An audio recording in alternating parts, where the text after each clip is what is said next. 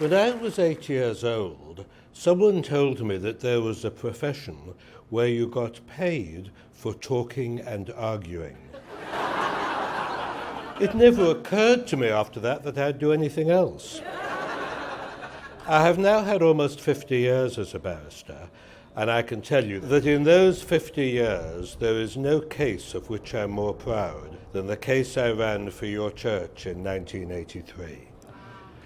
Prior to 1983, the legal definition of religion in Australia was very limited. Although it was not immediately apparent, one of the basic freedoms, freedom of religious belief, was at stake. We thus won a great victory, not only for Scientology, but also for the religious freedom of all religions. The Australian Constitution guarantees freedom of religion, but it's not much use having freedom of religion unless you define what constitutes a religion. And that's the true significance of the Scientology case.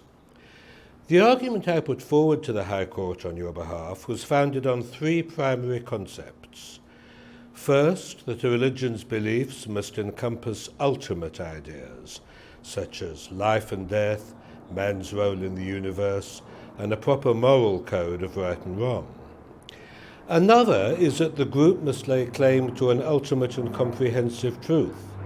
The third characteristic is that it should have some of the traditional accoutrements of religion, such as religious services, ceremonial functions, and an ecclesiastical hierarchy, and may I say it, a physical base. As we all know, these are certainly true of Scientology. This argument in the end led the High Court to remove many of the restrictions affecting the meaning of religion. And all those years ago, the High Court judges recognized that Scientology was a religion. One of the judges describing that proposition as irresistible. Since that time, courts around the world have relied on the Australian definition. A number of American jurisdictions have modified their definitions, and most significantly, the Supreme Court of the United Kingdom followed the decision of our High Court in preference to previous UK decisions. That's a very rare example of the UK following an Australian case in preference to its own.